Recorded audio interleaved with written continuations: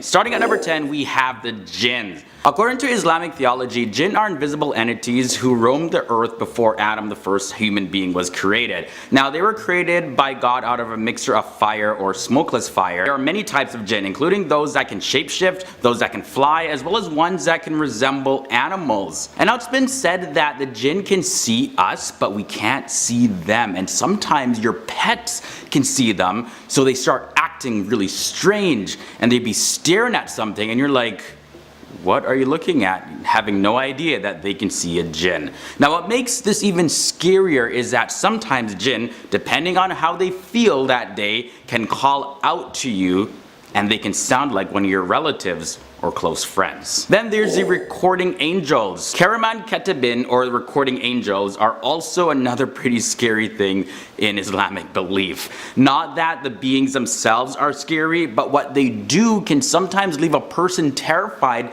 depending on what they actually do. So let me explain. So there's two types of recording angels, and they record everything that a person does. Like, I mean everything, and not just like an overview summary of what they did or said, but really a detailed, in-depth report. It's the ultimate biography. So if you think about it, you just look back into your life at all the bad stuff that you've done, whatever it may be, that Kiraman Ketibin angels, yeah, they recorded it even though you thought no one saw you or thought no one heard you. And that's what makes this earn a spot on this list. Number 8, we have Dajjal. Now, Dajjal is known as the false messiah, so similar to Christian theology, and also known as like a liar or a deceiver. And in the Muslim world, believers say that he will create a lot of destruction by lies and having supernatural powers. Other religions know this as the Antichrist, who will deceive the entire world. Now, not just the fact that Dajjal is believed to be a master deceiver is what makes him creepy, but even the description of him and his appearance can give you nightmares. Like, Dajjal will be blind in one eye. In Islamic tradition, the Prophet Muhammad referred to Dajjal as Al-Awar, which means blind with one eye. Now, the Prophet Muhammad said that Dajjal's right eye would look like a floating grape, and its left eye will be defective in some way. Now, certain Islamic traditions, however, depict Dajjal having one eye, and the biggest fitna, or the testing period in the history of humanity, is associated with Dajjal. Yeah, that's pretty creepy. Next up, we have the Munkar and Nakir. Munkar and Nakir in Islamic belief are two angels who test the faith of people who pass away in their graves. According to Al-As-Sunnah, Munkar and Nakir ask a person who dies who is their Lord and what religion they follow and who is the prophet. And a believer would answer these questions, but an unbeliever cannot answer them. Now, those who are deemed righteous will say, of course, Allah or God, and mention the Prophet Muhammad is a messenger, and they'll be allowed to rest in peace until the final day of judgment. But those who don't answer or answer differently, or who don't truly believe, will continue being punished like while they're passed away, waiting for the final judgment. Now, it's like that pre-punishment phase. You know, like when you do something really bad and your parents say to you, you know, wait till I get home to deal with you. And you know, that time that you're waiting for your mom or dad to get home to deliver whatever punishment they're going to be delivering, you know, sometimes that period is more punishment than the actual punishment. Now, it may not be that way in this scenario, but the idea that loved ones may not be actually resting in peace can be a pretty scary thought. Next up at number 6, we have the smoke. Okay, so among the major signs mentioned by the Prophet Muhammad is the smoke. And Muslims believe that God refers to this event in the Quran saying this: "Then wait you for the day when the sky will bring forth a visible smoke covering the people. This will be a painful torment." And that's in the Quran, Surah 44, verses 10 to 11. There's also a hadith where the Prophet Muhammad said, "Verily, your Lord has warned you concerning 3 matters: the smoke that overtakes the believer like a cold and overtakes the disbeliever and makes him swollen until it comes out of his ears." So just imagine for a moment, it's all pitch black, you can't see anything, and you're coughing, you're not able to breathe properly, and your body starts swelling up, and you're in so much pain, and you can't make it stop. Very creepy.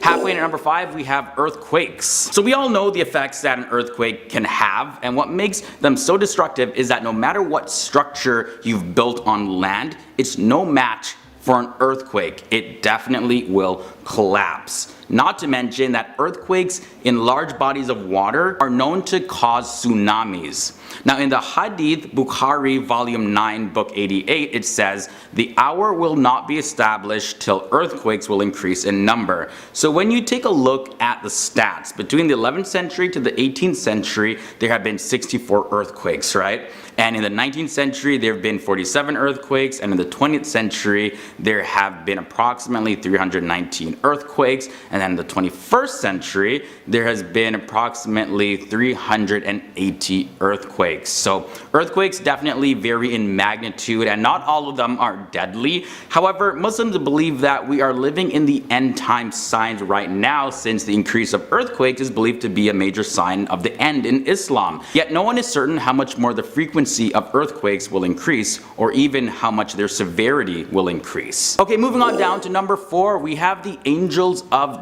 death. So let's get into this one. Naziat and Nashitat are two classes of death angels that are subordinate to Azrael, who is the archangel of death. Now these angels are responsible for taking the souls of those who pass away. Naziats are ordered to take the lives of unbelievers by force, and the Nashitats take their life away gently. So the question always is are you gonna go swift and painless, or is it gonna be slow and painful? That's a creepy thought. Number 3 brings us to Iblis. Now Iblis in Islam is the name of the devil, which is a counterpart to the Jewish and Christian Satan. Now he's a demonic creature, and he runs wild on humanity to spread evil and misery, and in some cases the name Shaitan is used to refer to Iblis specifically. Now at the time of creation, God ordered the angels to bow down in obedience before Adam, and Iblis refused, saying that he was better because he was created from fire and Adam was created out of clay. So because he acted so prideful and disobeyed God's commandments, God threw Iblis out of heaven, and his punishment was postponed until the day of judgment. And Iblis, who became the ruler of the jinn and also became a jinn himself, he tempts people to do evil. And according to some Islamic beliefs, apparently only animals like donkeys can see Iblis, and Iblis sometimes appear as a human form to carry out certain tasks like recruiting other followers. So yeah, you may run into someone on the street and could be the devil. Number 2 is jinn possession. So I spoke about jinn before, right, in this episode. Now it's one thing to see a jinn and to hear one, but it's another thing to be under the control of one. Now not all jinn are evil according to popular Islamic belief. However, the scariest thing about the jinn who are evil is that they can actually possess human beings. Oftentimes people who are possessed by jinns may not necessarily be in a whole lot of pain or look like how people look in the movies. However, individuals may get super angry or feel like they're forced to act in a certain way without being able to stop themselves. So exorcisms gotta happen. You gotta go through that whole process, and some possessions definitely are very violent, where people's eye colors change and other physical changes happen in their body. Definitely creepy. And the final scariest thing in the religion of Islam is hell, or Jahannam, is the ultimate punishment for non-believers. After the disbeliever is no longer under the punishment of Munkar and Nakir, their punishment will then continue in hell. But this time they'll be alive and fully able to experience their punishment. Hell is described as being extremely boiling hot, and the suffering will continue for disbelievers as long as God sees fit. And it's said that despite the intense physical pain experienced in hell, the worst of all the torments is people's separation from God. At number 10, we have the Houris. What are the Houris anyways? Well, they're described as beautiful maidens who await devout Muslims in paradise. There are numerous references to the Houris in the Quran, describing them as purified wives and spotless virgins. And according to Encyclopedia Britannica, some scholars actually give the Houris a metaphoric interpretation. It also has been suggested that the Prophet Muhammad actually reinterpreted angels that he saw in pictures of Christian paradise as being Houris. Moving on to number 9, we gotta look at Buraq next. Buraq is a creature in Islamic tradition that is said to be a mode of transportation for certain prophets. Most notably in the Hadith, we see accounts about the Isra and Miraj, and they state that Buraq carried the Islamic prophet Muhammad from Mecca to Jerusalem and up into the heavens and back in the same night. Now, Buraq is described as a white animal, half mule, half donkey, with wings on its sides. And the word Barak actually translates to lightning or bright. Number 8 brings us to angels. And these are perhaps the most common supernatural creatures mentioned in Islam. And angels are real created beings, but are generally invisible like most others. They are not divine or semi-divine. Also, they aren't to be worshipped at all. They're just created beings. And angels, by nature, they submit to God and carry out his command without any question. Whatever God says to do, they just do it. And just to give you an example of the size of the angels, well, Jibril, also known as Gabriel, is the greatest angel, and he's said to have over 600 wings. And his height stretches from heaven to earth, and he can move faster than the speed of light, as all angels can. As a matter of fact, angels are made out of light according to the religion of Islam. Marid comes in next at number 7. The Marid are considered the most powerful tribe of jinn, and the word Marid actually means rebellious. They are the classical genie-looking figures that we would see in movies and stories like Aladdin. You know, when they rub the lamp and the genie pops out to grant any wish that the person may have. And just like we've seen in pop culture depictions, well, Marid, they can change their shape, and they're said to have a lot of pride, and they want to show off to people a lot. Number 6 brings us to the Ifrit. And now these are a powerful type of jinn and are only mentioned once in the entire Quran. And in Islamic scriptures, the term Ifrit is always followed by the expression of the jinn. So we see that it's a type or class of jinn. The Ifrit are a very strong and cunning type of jinn, and they emerge as smoke from the ground, and they form into large winged demon-looking creatures that actually are said to bleed fire. They dwell in the underworld, which is a place of punishment for those that do evil. Ghouls are up next. A ghoul is a demonic creature that is said to inhabit burial grounds as well as other deserted and abandoned places. In ancient Arabic folklore, ghouls are a very evil class of jinn, and they were said to be the offspring of Iblis, also known as Satan, which, by the way, I'm going to talk about a little bit later in this episode. Ghouls are capable of changing form, but you can always spot one of them if you look for this specific sign. Well, they actually have hooves like donkeys, and they aren't able to change that aspect of their figure. Ghouls, they roam the desert, like I mentioned, and they often disguise themselves as attractive women that try to lure people away, and if they're successful, they actually go and eat them. According to the Hadith, an effective method of banishing ghouls is to recite lines from the Quran. Next up, I want to talk about the Shik and Nasnas. Shik is a lower form of jinn. It's sort of like a half creature or like half formed, and so they look very odd, and they apparently go after unsuspecting travelers. And you know, the interesting thing is that it's said that the Shik, they're able to mate with humans. And if they do, well, their offspring is known as a Nasnas, which look very similar to the Shik. Well, they're half Shik, half human. And these Nasnas, it's said that they originate from the Hadramaut region of Yemen. Some Nasnas are described as having wings like a bat. Number 3, I had to include the Qareen on this list. Now, the word in Arabic literally means constant companion. And Muslims believe that Allah assigned the Qareen to accompany every single human being that has been born and that will be born and that is currently living on this planet right now. The Qareen push a person to do evil and disobey God's commands. So, just to clarify one thing, the Qareen, they're believed to incite humans to do evil through suggestions, but they can actually become good. And this has a lot to do with the good deeds of humans that influence the Qareen. For example, it is said that the Qareen of the Prophet Muhammad actually became a Muslim. However, it is uncertain whether or not any other Qareen besides those of the Prophet Muhammad actually have become Muslims or become good Qareen. Either way, we have 2 more creatures to look at. And number 2 leads us to the Dabba, also known as the beast of the earth. Before the end of time, there's going to be a beast that will come out from the earth. And this beast will tell the world to recognize Allah as the only God that exists. Now, the beast will wear what is known as the Ring of Solomon and carry the rod of Moses. Also, those who reject the message of the beast will have the word infidel written on their foreheads. Now, once the beast appears, it's not going to matter if a disbeliever then becomes a believer, because the time for you choosing your destiny, it's going to be gone. And this is according to a hadith narrated by Abu Hurairah. Now, in the Quran, it says this: "And when the word is fulfilled concerning them, we shall bring forth a Dabba from the earth to speak unto them, because mankind had no faith in our revelation." And that's found in Surah 27, verses 82. So this beast, by the way, is actually going to audibly speak to people. That's going to be a big surprise. And number one leads us to Iblis. Like I mentioned, Iblis was coming up in this episode.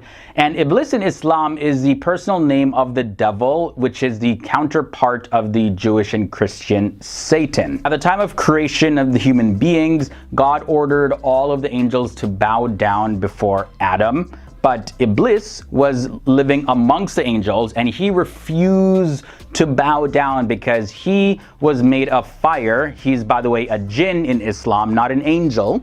So he's made of fire, and he was like, "No, I'm not bowing down to somebody that is not superior to me. I'm sorry." And because he acted so prideful and disobeyed a clear command of God, God threw Iblis out of heaven, and that was his punishment. But his ultimate punishment is postponed until the day of judgment. And Iblis, who became the ruler of the jinn, referred to as the shaitan, tempt people to do evil and has become the ultimate enemy of all of humankind. So starting off with number 10, this one was a very, very, very fascinating one. So we have the Hur'in, and these are female type beings in Islamic mythology. They're often associated with the 72 virgins referenced in the hadiths who await the devout Muslims in paradise. Now, there are numerous references in the Quran describing them as purified wives and spotless virgins. Some, however, say that it is a mistranslation of angels, or even metaphoric for the rewards one will receive in paradise, rather than being literal beings. At number 9, we have the Dabba. So the Dabba is referred to as the beast in the Bible, but in Islam it's generally taught that this is a creature that will appear during the end times and is one of the major signs of the day of resurrection. The role of the Dabba will be to distinguish the believers from the non-believers, and this beast will light up the faces of believers, and with a ring he will stamp and darken the faces of disbelievers. Buraq comes in at number 8, and the word Buraq translates to lightning or bright, and this is a creature in Islamic tradition that was said to serve as the transport for certain prophets. So the hadith says that the Buraq carried the Islamic prophet Muhammad from Mecca to Jerusalem and up to the heavens and back by nighttime. At number 7, we have the Qareen. So the Qareen is classified as a jinn type creature, although usually not actually a jinn, but Muslims believe that Allah has made them accompany every single human being, and the Qareen pushes a person to do evil things and to disobey Allah. So they have a pretty bad influence on people. Moving on to number 6, we have the Kiraman Katibin. Kiraman Katibin translates to honorable scribe, and these are two angels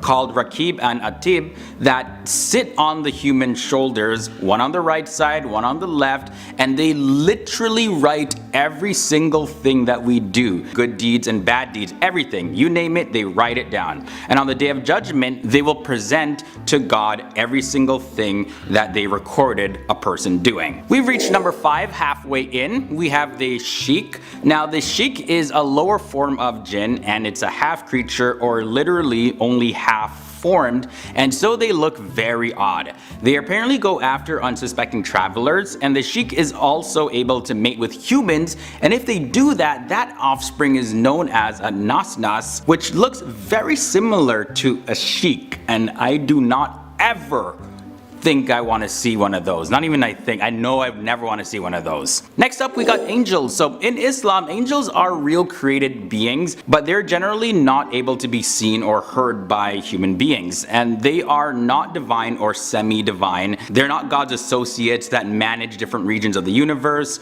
Also, they're not to be worshipped or prayed to. All angels submit to God and carry out his commands without question. Now Jibril, or angel Gabriel, is the greatest angel, and he's said to have 600 wings that cover the sky. His height stretches from heaven to earth, and he can move faster than the speed of light, as all angels can do. Oh, ghouls come in at number 3. So ghouls are a demon or monster that feed on human flesh. Ugh.